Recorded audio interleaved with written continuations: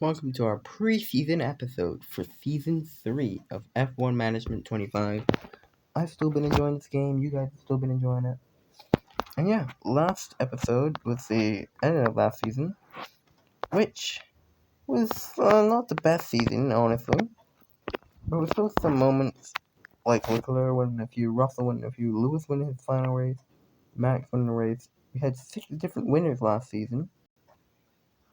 And we had a championship fight between Oscar Piastri and Lando Norris. Lando ended up losing that fight. And we had a fight going on, which started from battling for P9, starting to battling for P8, then to P7, then to surprisingly battling for P6 near the end of the season, which is somewhere that I definitely did not expect us to be. So yeah, it's going to be very interesting to see where we end up, especially this season when we make our upgrades and stuff. But yeah, pretty much it's time to fight end the season, which would declare Oscar the champion. There we go. Piastri's champion, McLaren's champion. They got 18 wins. They almost got 1,000 points. 18 wins out of 24, which is just wild to me. Like, that's just completely wild. 18 wins out of 24. Wow.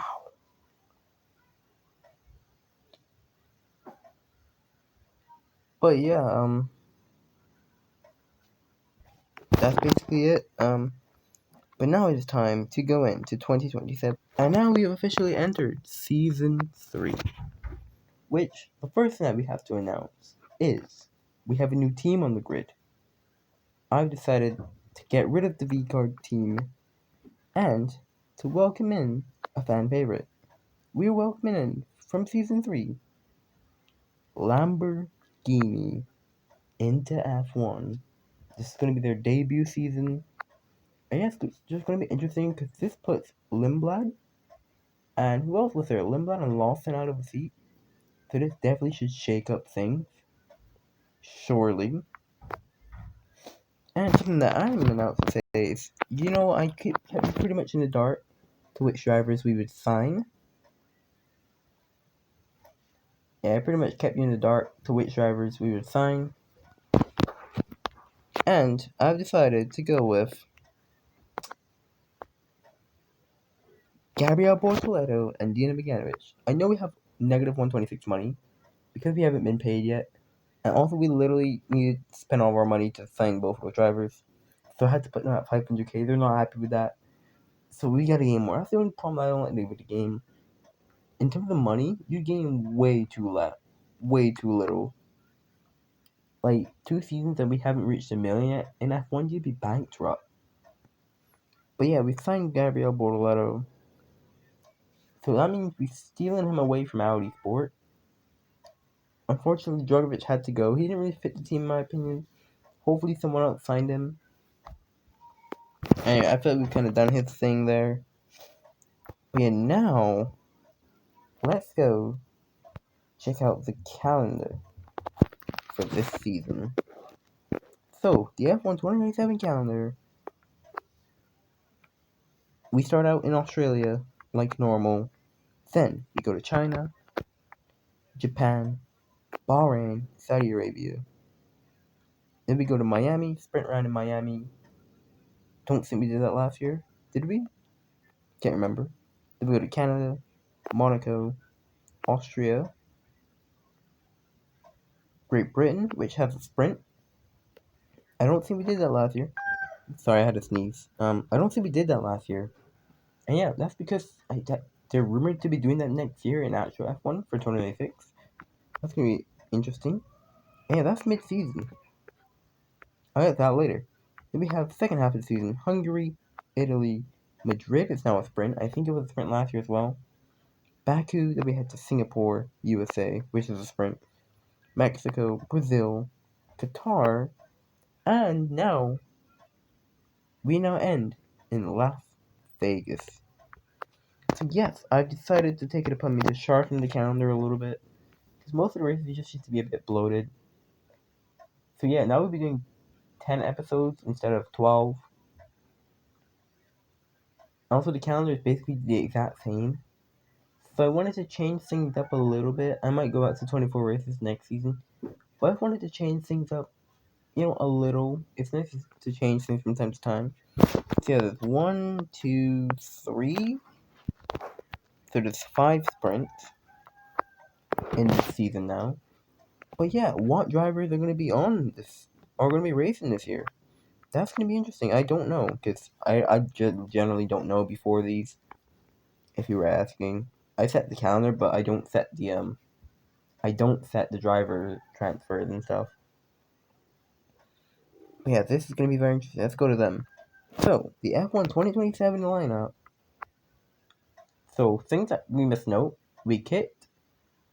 Well, first thing we know is Colapinto stayed at Alpine. Alpine's the first one in alphabetical order.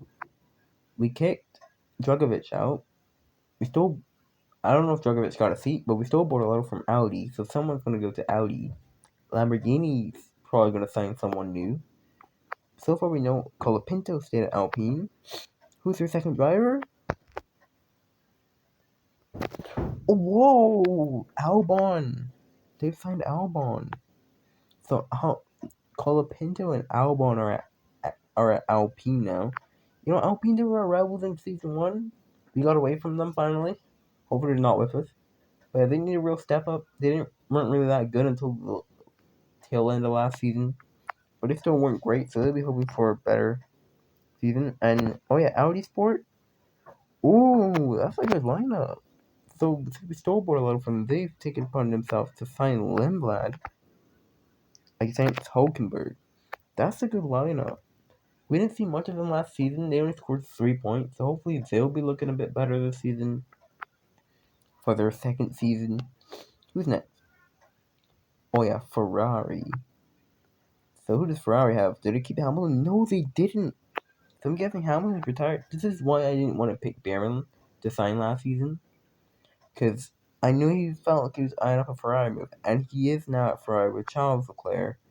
Ferrari had a mess season last time, so they'll be hoping to have a good one this season. Have a new lineup, well, a new team, a new driver, and Behrman there finally. Yeah, who's next? Ooh.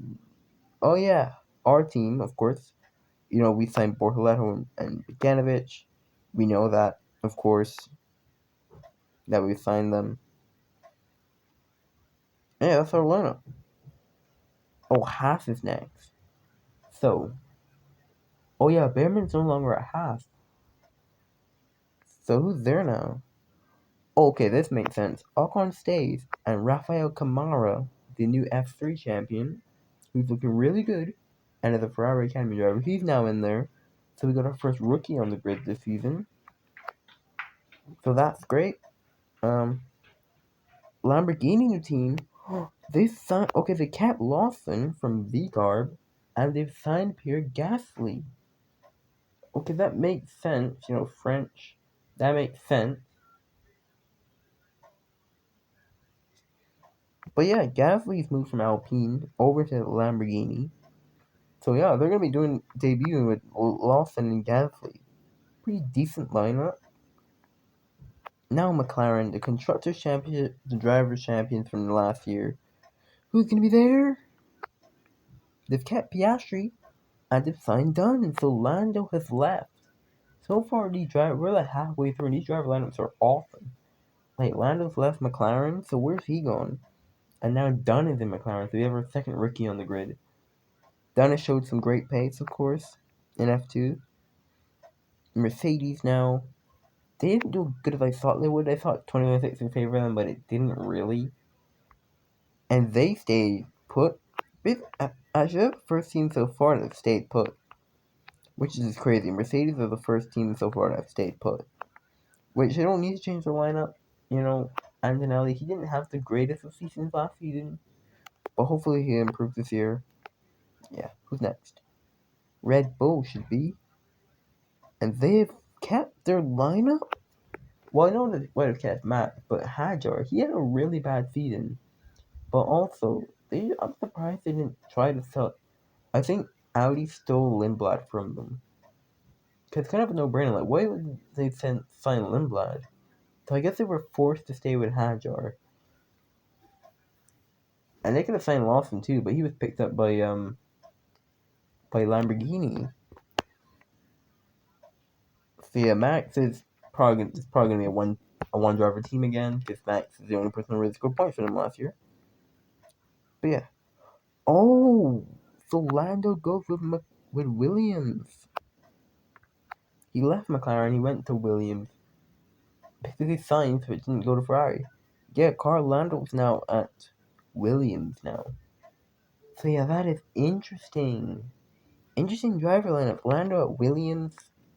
Um, Lamborghini having Gasly. Behrman at Ferrari now. Lindblad at Audi. Albon at Alpine. So yeah, very interesting season ahead of us, surely. But we still gotta look at the R&D chart. That's important. That's very important. And now we've made our mid-season our pre-season upgrades. And now, for the first time ever, let's check out the R&D chart. Wrong place. The R&D chart. So Ferrari is the best on paper now. Because they didn't have a great season last time, but they're the best on paper now. So Leclerc will be wiping his hands. Behrman moving up there, he'll be wiping his hands too.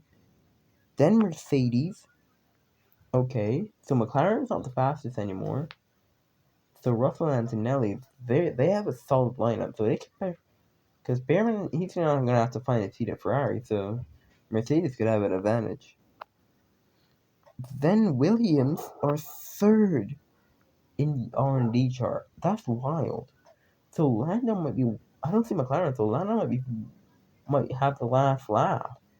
And Sainz is there also, and they have a good relationship, so they can probably take Williams very far. McLaren dropped to fourth best now. So Piastri, he's the reigning world champion. He might have to drag it himself, and then might have a hard time.